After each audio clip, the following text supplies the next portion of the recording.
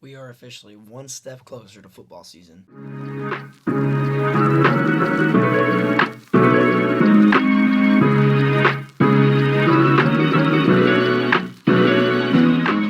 Ladies and gentlemen, welcome back to the Takle Talk Network, episode 16.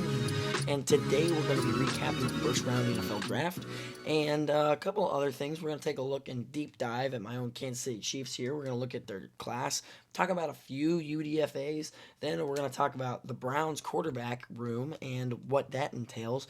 And then a little George Kittle extension action. But first, let's go over what I thought was going to be a fantastic draft. It still ended up being a great draft overall. However, in the first round, we had Cam Ward went number one overall to the Tennessee Titans. A lot of people saw this coming, but not a lot of people saw what happened next. Travis Hunter at number two was drafted by the Jacksonville Jaguars, who actually traded up with the Cleveland Browns. At number three, you had Abdul Carter go to the Giants. At four, you had Will Campbell go to the Patriots. And at five, the Browns were picking, instead of the Jaguars, because they traded back, picked Mason Graham, Michigan defensive tackle.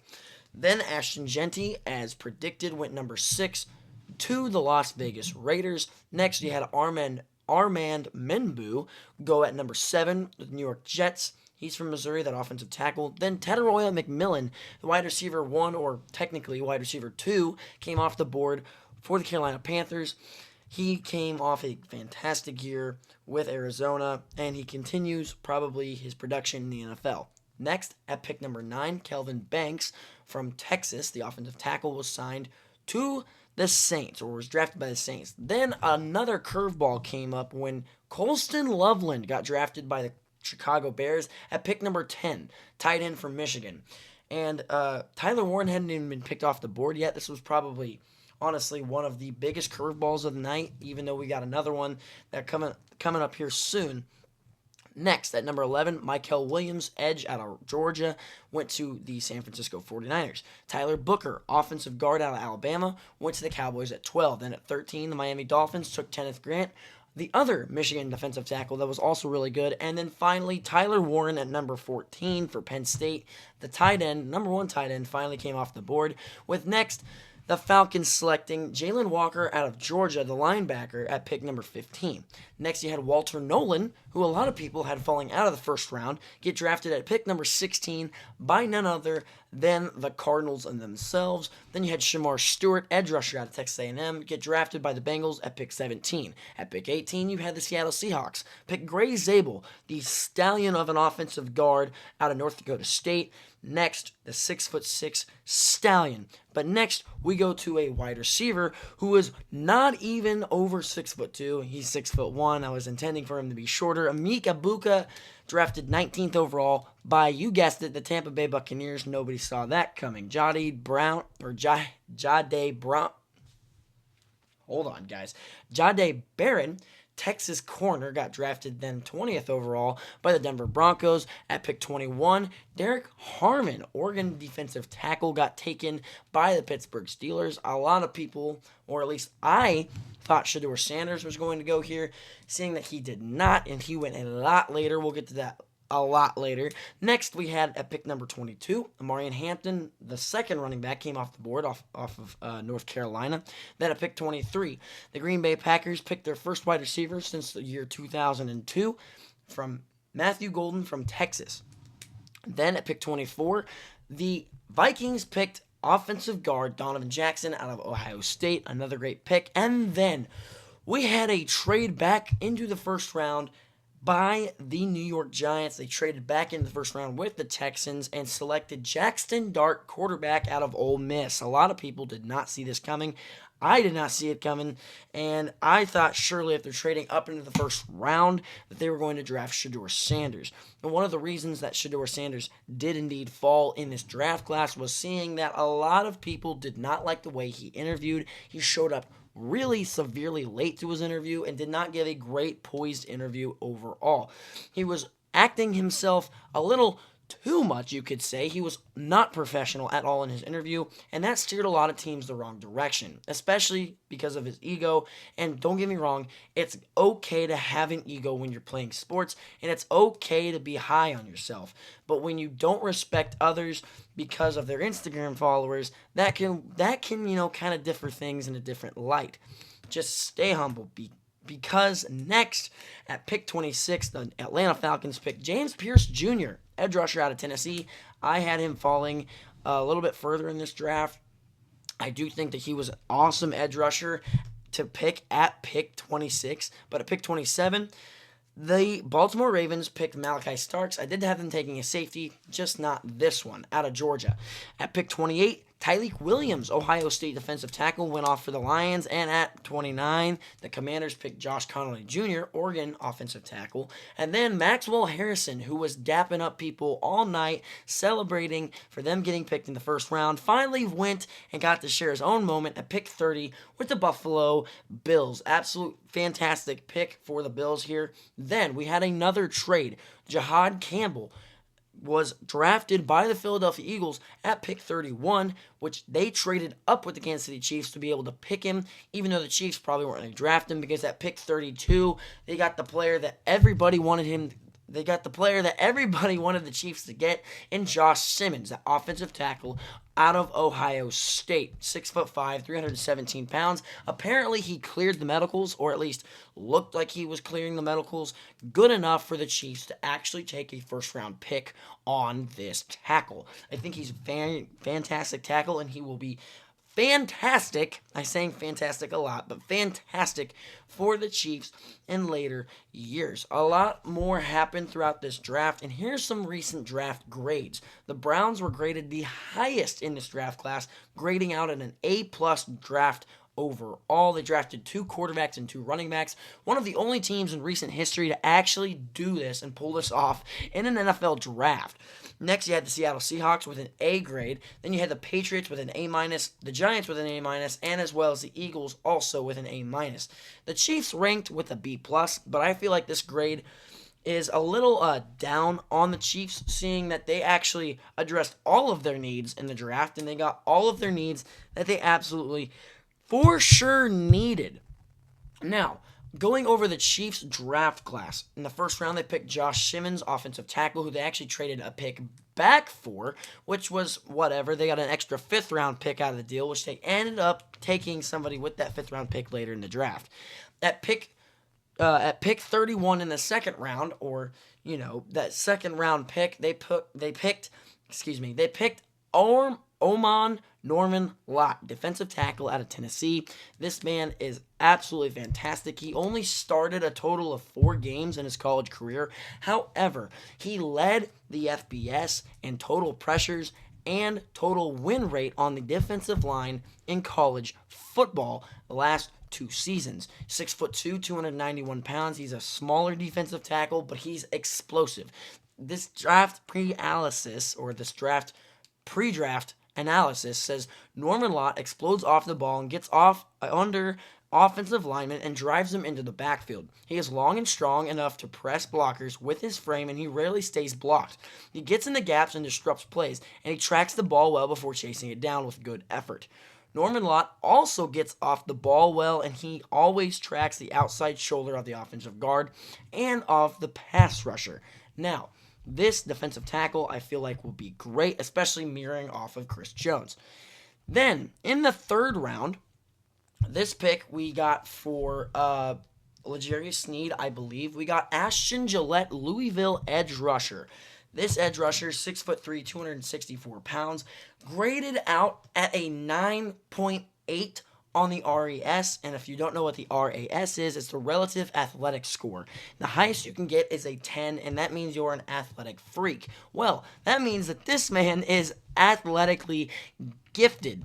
Gillette was a 3-year starter who closed his college career with 40-plus tackles for loss and 26.5 sacks. He explodes out of his stance and shoots his hands and drives offensive tackles and throws blockers aside to top his rush. Also, Gillette is so efficient at pressuring the quarterback, it's not even funny. He chases well and makes plays in pursuit. He is a fantastic Great edge rusher. He kind of slipped under the radar for me, but the Louisville edge rusher has fantastic plays at getting off the ball. A lot of players that you're being seen here that the Chiefs drafted, especially on defense, are really good at exploding off the ball. That's something that Steve Spagnuolo specifically looks for when he looks for defensive players. He loves those defensive players that are really good in the blitz concept that Steve Spagnuolo loves to run. Next, you had another defensive player go off the board for the Kansas City Chiefs. Late in the third round, they actually traded up. They traded one of their seventh-round picks, I believe, up for Noah Williams out of California. Now, this man led the FBS in interceptions with 7 last year. He's a ball hawk of a safety at 6 foot, 199 solid pounds. Williams extends and catches passes above his shoulders. He excels at getting his head snapped around in time to locate the ball and avoids getting called for pass interference when he turns and runs. Williams does not get caught guarding grass in zone looks. He looks and reads the receiver and gets his eyes on the quarterback when the receiver breaks and can jump off routes in coverage like Batman. Okay, I would love to call this man Batman. I don't know what his nickname is, but that would be a fantastic nickname.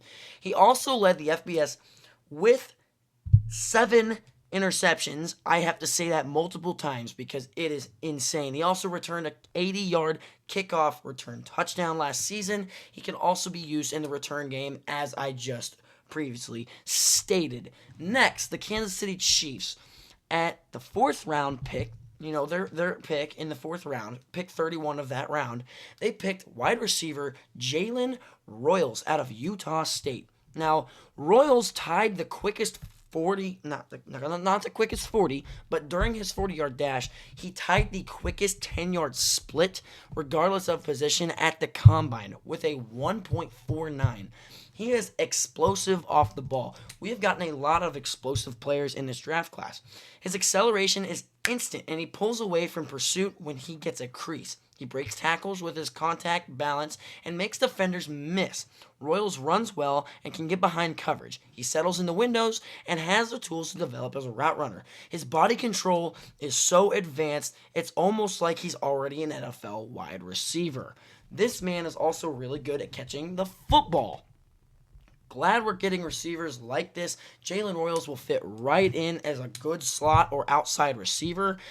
I think he's going to be great. Now, with that 5th round pick that we picked up for trading back with the Eagles in round 1, we picked linebacker Jeffrey Bassa, 6'1", 232 pounds, out of the University of Oregon. Now, Bassa is a gap-sound run defender who keeps his eyes on the ball carrier and slips blocks as he works down the line of scrimmage.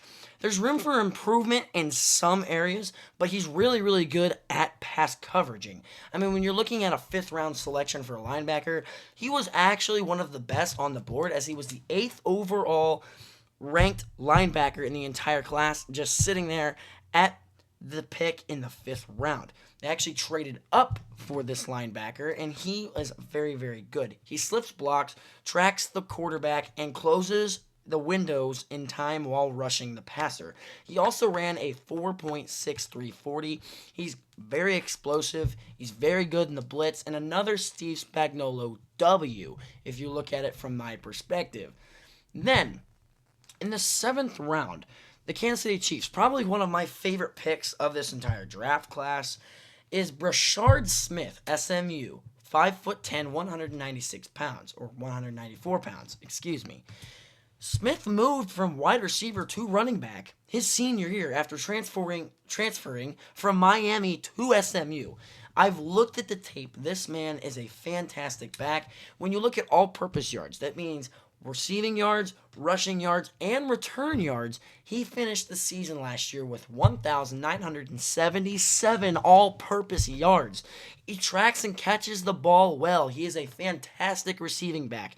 He was, yes, the 15th ranked running back in this draft class, saying that he has not as much experience at the position of running back, but he is a fantastic 3rd down back, and he would be a great Jerick McKinnon replacement. Even though Jerick McKinnon has been on the Chiefs for over a year now, if not 2 years, he would be great in that role. Jerick McKinnon played so well for the Chiefs in those 2 or 3 seasons, and he's very, very good. He ran a 4.440 at the combine, and he pulls away from pursuit on DBs. He's undersized and doesn't have a great raw power, but he runs hard and lowers his shoulder and has balance to pick up some yards after contact. This man is absolutely fantastic. I love Rashard Smith. He had a fantastic year. He still rushed for 1,300 yards from transferring from wide receiver to running back, and he made some fantastic catches this year as well. He would be a fantastic third down back. Put him in the slot on 3rd and 6, 3rd and 7, motion him out of the backfield, put him in the slot, do whatever you have to do to get this man the ball. He's obviously clearly a favorite, and surely he will make some rapport up with Mahomes and offensive line, and it will be awesome to see. I love Rashard Smith. I love the 7th round pick. We've had success on picking running backs in the 7th round as of recently, if you look at Isaiah Pacheco as the main example. Up next, the Chiefs did sign some UDFAs. The biggest one was a tight end out of Clemson. He played very, very well. His name kind of slips from me at the moment, but the UDFAs, most of the time they're just there for camp bodies. Other times they are there just so that way, you can get some extra looks at some guys that, yes, you had on your draft board, but you probably knew they weren't going to be drafted, and then reached out to them as soon as the draft was over and said, hey, we want to give you guys a contract and we want you guys in here. Okay, so next, I would like to show you some of my favorite picks of this 2025 NFL draft. Up first, we have Luther Burden, that wide receiver out of Missouri, got picked by the Chicago Bears in the 2nd round. I think it's a fantastic pick. They're getting Caleb Williams the help he deserves. Marion Hampton, 2nd running back, got drafted to the LA Chargers in the 1st round at pick 22. Also fantastic. He will be getting a ton of carries from the Los Angeles Chargers. DJ Giddens went late in the 5th round to the Indianapolis Colts. It was either the 5th or the 6th round, but he went to the Indianapolis Colts. Indianapolis Colts have themselves a fantastic, explosive backup running back out of Kansas State. Next, another one I did like was Devin Neal getting drafted to the New Orleans Saints. Another great pickup by the New Orleans Saints, who Alvin Kamara is kind of aging, so Devin Neal could easily fill that role as long as they feed him the ball the correct way. Next, you had Travis Hunter going to the Jags. I actually like this pick. The Jags are most definitely going to use him both sides of the ball. Tell me why else you would spend 2 first-round picks and a couple of other 2nd round and a 3rd round pick just to not have him play both sides of the ball. You have to let that man play both sides of the ball. If you're Jacksonville, you spent too much on the man. However, I do like this pick, getting Travis Hunter, a awesome quarterback in my opinion, in Trevor Lawrence, who just hasn't had the greatest weapons around him and hasn't had the greatest coaching staff. However, if he doesn't perform this year, you've got a quarterback issue. Next, Ty Felton to the Minnesota Vikings. I believe it was the last pick of the 3rd round. He was absolutely stunning in his pre-draft process, and I do believe that J.J. McCarthy's got himself a new weapon. You look at that wide receiver core, you got Justin Jefferson, Jordan Addison, and Ty Felton. I mean, you got a great wide receiver room if you're the Minnesota Vikings. Next, another pick that some people didn't necessarily like all that much was Will Howard to the Pittsburgh Steelers. Yes, I know that your quarterback room, if you're a Pittsburgh fan, is Will Howard. If it's Will Howard, Mason Rudolph, and Skylar Thompson, I could see how your quarterback room would not necessarily be the greatest or something to make you smile about. However, I do think that any of these 3 quarterbacks probably could be at least serviceable. Will Howard's a bit more of a question mark because he doesn't have any NFL time under his belt. I do think that he can do it. I believe in him as a former Wildcat. I think he will be fantastic. I say fantastic. Is he going to make a Pro Bowl? Probably not, but he'll at least be serviceable. Probably get the Pittsburgh Steelers to like 7 wins, maybe 10 wins. Mike Tomlin just knows how to get wins. Next, my next favorite pick was definitely Cam Skattebo from the New York Giants. I loved that New York picked Cam Skattebo. They needed running back. I said that they probably, if however the first 2 picks went, if Ashton Jeanty was there, take Ashton Genty at pick 3, but Abdul Carter kind of fell right into their lap, and you got to take Abdul Carter. He's a fantastic edge rusher. However, getting Cam Skattebo in the late, what was that, like 5th round, that is a fantastic pick for the New York Giants there. Cam Skattebo put up tons of yards last year. He was 2nd in all-purpose yards last year in the FBS, just right behind Ashton Genty. Cam Skattebo single-handedly took Arizona State to the college football playoff. Tell me I'm wrong. Bet you won't, because my next player is none other than Jackson Dart from the New York Giants. I love this pick. If you're New York, you're going out, you're getting a young quarterback who, is probably a raw talent quarterback, but also possesses things that the New York Giants like to see, especially because if you look at the quarterback room, you got J-Mo, Mr. W himself, and then you've got, who was it? Mr. I don't remember what he called himself, like Mr. Unlimited or whatever, but Russell Wilson. And then you got Jackson Dart. I think is a good quarterback room. You'll probably see Russell Wilson start at least the first 6 weeks or so of the season, and then Jackson Dart take on after that, unless the Giants are smart and sit Jackson Dart the next 1 to 2 seasons before they can actually, get something going. The Giants are kind of in a win now with their GM and head coach, Brian Dable. So if you get to win now mode, you don't want to play Jackson Dart. Play not Will Levis. Oh my gosh, I thought the New York Giants were as dumb as the Titans. If you are the New York Giants in your win now mode, play Russell Wilson or Jameis Winston, depending on which one doesn't get injured, over Jackson Dart for now, and then Jackson Dart will be your franchise quarterback. Next, my last top 10 favorite pick is Brashard Smith in the 7th round, going to KC, that running back from SMU. I already talked about him a lot. I really love this pick, and I think it's going to be absolutely fantastic. Next, I am going to be talking about the Cleveland Browns here just for a minute. Now, the Cleveland Browns have currently 5 quarterbacks rostered. One being Deshaun Watson, Kenny Pickett. Then you have Dylan Gabriel, who they drafted. Then they also have Joe Flacco, who they signed. And then you have Shedeur Sanders, who they also drafted.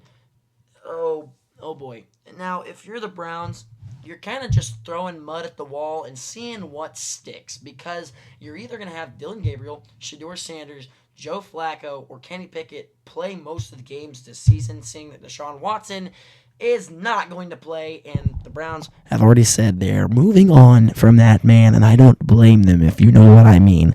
So, the Cleveland Browns have a lot on their plate, but they've had a horrible resume when it comes to drafting talent at the quarterback position. So maybe if you have 5 rostered, that should give you a chance, right? No, absolutely not. Sorry, Cleveland. You're probably not going to get a good quarterback out of this deal. But you know what? Maybe I'm going to be wrong. Maybe I'm wrong.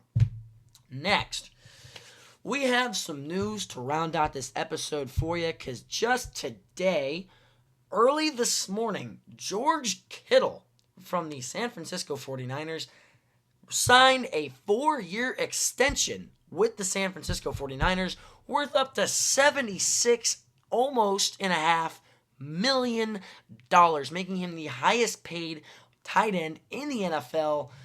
Then he's got $40 million guaranteed in that contract, and it will last for 4 years. They've got an out after 3 years, 4-year contract. Fantastic play here by George Kittle. Fantastic by the 49ers. Get your main piece of your offense, other than Christian McCaffrey or CMC, locked into the lineup for another 4 years, seeing that you really don't know where the rest of your team is going. But I do like this, and I think that this is going to be this episode of the Tackle Talk Network. I appreciate all of your guys' things. Before I get out of here, I'd like to shout out my first sponsor, which was absolutely crazy, Hope Anthem Church and Lucas Mateel. Thank you guys for your sponsorship. I appreciate you guys for tuning in and watching my podcast. And I appreciate it. Also, another shout out. This is kind of a random shout out, but shout out to Lily Berkdahl. If any of you guys know her, she gave me 50 cents for a shout out. So thank you for the 50 cents, and there's your shout out. Another shout out I had is there's a little guy that wrote me a note saying that he loves the Takle Talk Network, and I appreciate you, man. And with that, whether you're outside working or you're sitting at home, I appreciate you for tuning in and listening to Takle Talk Network, and I'll see you next week.